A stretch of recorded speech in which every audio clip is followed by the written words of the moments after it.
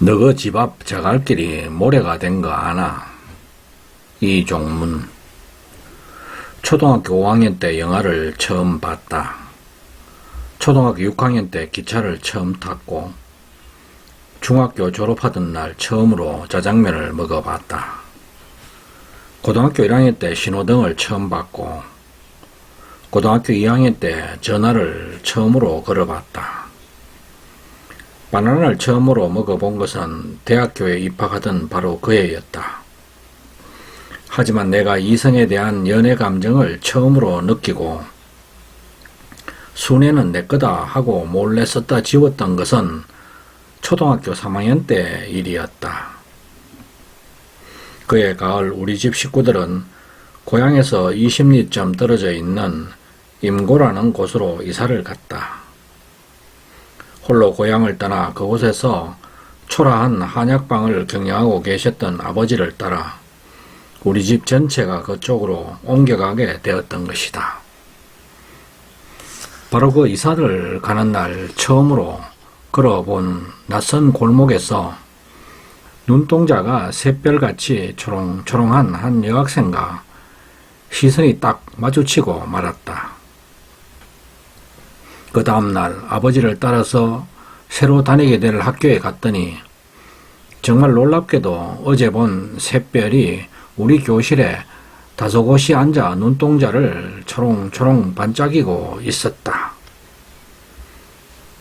알고 보니 샛별은 우리 집 앞집의 앞집, 그 앞집의 앞집에 있는 아담한 초가집에서 외할머니와 살고 있었다. 내 키가 작은데다 담장이 3개나 겹쳐져 있어서 아무리 발돋움을 하더라도 샛별의 집은 보이지 않았다. 하지만 살고 있는 집의 환한 지붕이 고스란히 그 모습을 드러냈다. 경우에 따라서는 마당을 오고 가는 샛별의 모습이 어렴풋이 보이기도 했다. 나는 무시로 감나무 위에 올라가서 그녀의 집을 망연자실하여 바라보곤 했다. 우리 집 식구들도 내가 감나무에 올라가서 놀기를 유달리도 좋아하는 이상한 취미를 가지고 있다는 것을 모두 다 알고 있었지만 왜 그런 취미를 가졌는지는 끝끝내 아무도 알지 못했다. 학년이 자꾸 올라가면서 감나무에서 샛별의 집을 바라보는 것만으로는 도저히 만족을 할 수 없게 되자 나는 그녀의 집 앞을 무수히 오고 가면서 그녀의 동정을 엿보기 시작했다.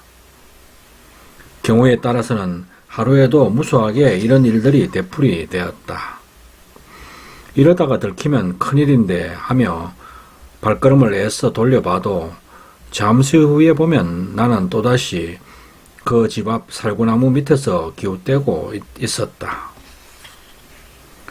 그 시절 그녀는 나에게 하나의 거대한 자석이었고 나는 그녀에게 조그만 못대가리 같은 존재였다. 벗어나려고 아무리 노력해도 속내도 모르고 가만히 앉아있는 그녀로부터 도저히 벗어날 수가 없었다. 그러나 나는 숙맥 중에서도 아주 특별한 숙맥이었다. 내가 초등학교 시절에 그녀에게 시도해본 거의 유일한 행동이 있었다면 하얀 종이로 비행기를 접어서 그녀의 집으로 서너 번 정도 날려보낸 일이 전부였다. 아무런 사연도 없고 누가 날렸는지도 전혀 알 수 없는 비행기를, 그것도 초롱초롱 별이 반짝이는 캄캄한 밤중에 담너머로 남모르게 날려보냈다. 그러니 그것이 도대체 무엇이란 말이며 그래서 도대체 어쩌겠단 말인가. 마침내 나는 그 샛별에게 그 어떤 감정 표현도 끝끝내 해보지 못한 채로 초등학교를 졸업하게 되었으며 그녀도 또한 이런 나의 마음을 아는지 모르는지 제대로 말도 한번 걸어주지 않았다. 설사 말을 걸어준다고 한들 나 같은 숙맥이 도대체 그녀에게 뭘 어쩔 수 있겠는가. 우물쭈물하는 사이에 졸업식이 다가왔고, 졸업식을 하던 날 우리는 성적표와 함께 졸업 앨범을 받아들었다. 그 앨범 속에는 당연히 샛별의 사진도 있을 터였다. 나는 앨범을 아무도 모르게 살며시 넘겨 그녀의 얼굴을 찾아내고는 마음속으로 붉은 색연필로 동그라미를 2번이나 치고 나서 중얼거렸다. 기다리라 샛별아, 멀지 않아 내가 너에게 가마. 바로 그 순간 내 짝으로 있던 성격이 걸걸하고 막된 친구가, 집이 가난하여 앨범도 사지 못했던 그 친구가 내 앨범을 빼앗아 후다닥 넘겼다. 마침내 바로 그 샛별을 찾아내고는 연필에다 침을 묻혀 아주 확실하게 동그라미를 쳤다. 그러고는 주위에다 대고 마구 소리를 질러대는 것이었다. 너희들 봐라.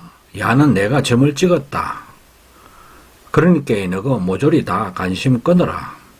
알았지? 아직 너무 어린 나이였으므로 나는 그때까지 질투나 정오라는 단어의 의미를 전혀 모르고 살고 있었다. 그런데 그 순간에 나는 이러한 단어들이 지닌 의미를 한꺼번에 확 깨칠 수가 있었다. 지금 생각하면 참으로 우스운 일이지만 적어도 그 순간에는 내 몸에 있는 모든 피가 정수리를 향하여 일시에 역류하여 솟구쳐 올랐다. 내 이 자식의 멱살을 잡고 주먹으로 아구통을 몇 대 날리고 싶었던 것이다. 그러나 나는 아구통을 날릴 시도조차 해보지 못한 채로 중학생이 되었고, 음악 시간에 초등학교 3학년 때 배워도 충분히 이해할 수 있는 노래 한 곡을 때가 늦어서야 배우게 되었다. 오가며 그 집 앞을 지나노라면 그리워 나도 몰래 발이 머물고, 오히려 눈에 띌까 다시 걸어도 되오면 그 자리에 서졌습니다. 다 알다시피 이은상의 시에 현재명이 곡을 붙인 그 집 앞이다. 이 노래를 처음 들었을 때 나는 갑작스러운 고압 전류에 감전된 것처럼 아찔한 충격을 받았다. 이렇게 짤막하고 쉬운 시에다 샛별로 향하는 나의 마음을 이토록 절묘하게 간파하고 완벽하게 포착했다는 점에 대하여 입을 딱 벌리지 않을 수가 없었다. 아마도 시인이 나의 행위를 오래도록 지켜본 뒤에 이 시를 지은 것이 분명하다는 느낌이 들 정도였다. 오늘날 나는 이 짤막한 시를 백지에다 적고 그 백지로 종이 비행기를 만들어 그녀의 집으로 날려보냈다. 그러나 누가 날려보냈는지도 적혀 있지 않은 종이 비행기를 날려보낸들 그것이 도대체 어쨌다는 말인가. 내가 다시 종이 비행기에 실을 실어 그녀의 집을 향해 날려보냈던 것은 고등학교 1학년 때의 일이었다. 당시 한문 교과서에 실려 있었던 조선 중기에 걸출한 여류시인 이옥봉의 몽혼이란 시를 읽는 순간 문득 아직도 애잔한 감정의 잔재가 남아있었던 그녀를 향하여 다시 한번 비행기를 날려보고 싶었던 것이다. 요 근래 우리 임은 어찌 지낼까? 사창의 달이 오면 더욱 애같아.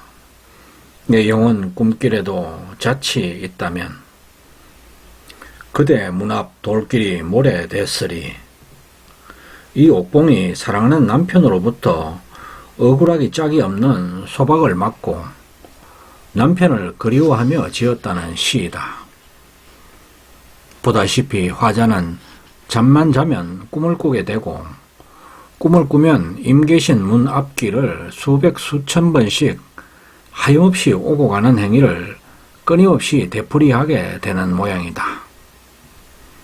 꿈속에서 걸어가는 발걸음에도 발자취가 있기만 하다면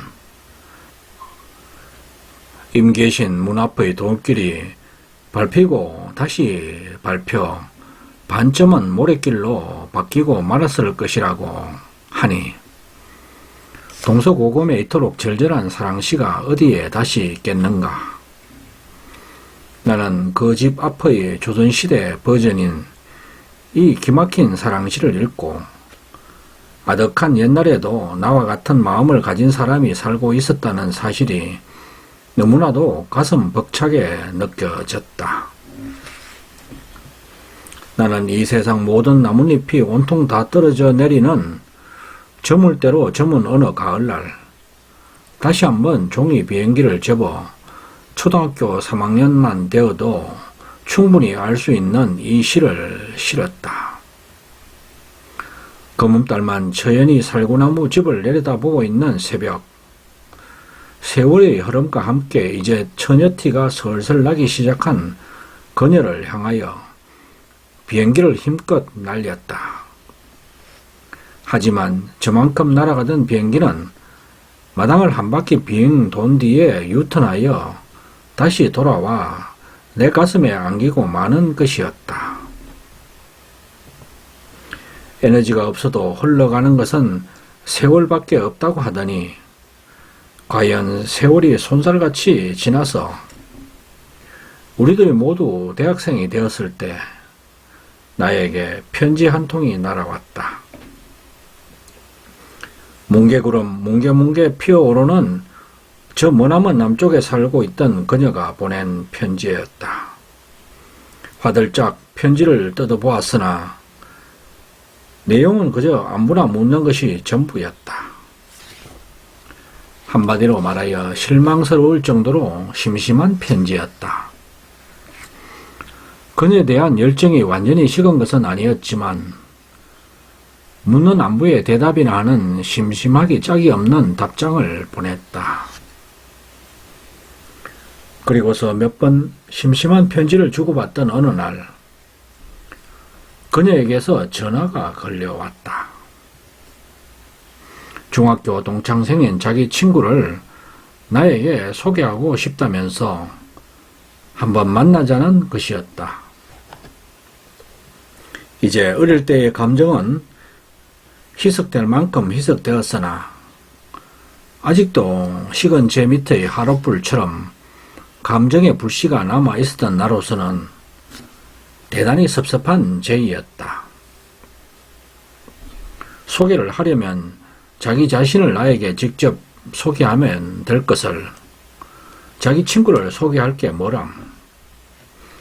투덜거리면서 약속 장소에 나갔더니 새 처녀가 나란히 앉아 있었다.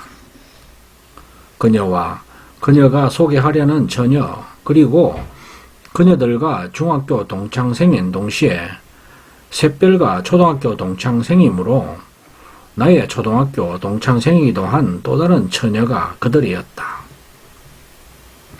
그녀는 나에게 그녀의 중학교 동창생을 소개했다. 옥으로 깎은 것 같은 티 없이 희고 고운 얼굴이었지만 기이하게도 나의 마음은 들러리로 따라온 초등학교 동창생 쪽으로 급격하게 기울었다. 그리하여 마침내 나는 바로 그 들러리와 7년 동안의 연애 끝에 결혼에 골인하였고 샛별은 샛별대로 좋은 사람 만나 결혼했다. 그녀와 아내는 초등학교와 중학교 동창으로서 아주 절친한 사이였고 나도 또한 그녀들과 초등학교 동창이었으므로 결혼 후에 우리는 이제 친구가 되어 허물없이 어울렸다. 한 번은 우리 집을 방문한 그녀와 셋이서 흥치가 물씬 넘치도록 맥주를 마신 적이 있었다. 나는 중학교 때 배웠던 그 집 앞을 노래하고 고등학교 때 배웠던 이옥봉의 한시를 낭낭하게 읊고 난 뒤에 정색을 하고 그녀에게 물었다. 여보게 친구, 지금으로부터 40년 전에 너희 집 앞 자갈길이 반쯤 모래가 된 일이 있었는데 혹시 너 그거 알고 있었냐? 그러자 얼굴의 홍조를 한 옥타브 높인 그녀의 벌어진 입술 사이로 정말 놀라운 말이 쏟아져 나왔다. 어머머머머, 정말 그때 그런 일이 있었나? 그런데 친구야, 40년 전에 너희 집 앞 자갈길이 반쯤 모래가 된 일이 있었는데 너는 그거 혹시 몰랐었니? 그녀의 말에 나는 환호작약했다. 만시지탄이 없는 것은 아니지만 내가 몹시도 좋아했던 그녀가 나를 몹시도 좋아했다는 것을 40년 만에 확인하는 순간이었다. 가슴이 격하게 쿵쿵 뛰었다. 나는 감격과 기쁨과 한이와 희열이 뒤범벅이 된 형언할 수 없는 감정으로 그녀를 향하여 돌진하며 외쳤다. 야, 니 그러면 말을 해야지. 말을 해야 내가 알 거 아냐. 도대체 이번 뒀다 어디에 쓸 거니? 그러나 그녀는 나에게 싸늘하게 손사래를 치면서 정색하고 숙연히 말했다. 하지만 종문아, 너 착각하지 마라.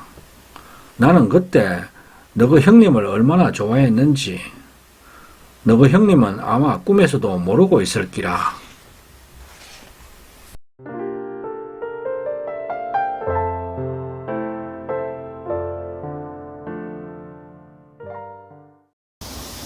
아직까지 건강파TV를 구독하지 않으신 분은 지금 바로 붉은색 구독 버튼과 좋아요, 엄지척, 그리고 종 모양의 알람 설정을 해주시면 감사하겠습니다. 끝까지 시청해 주셔서 고맙습니다.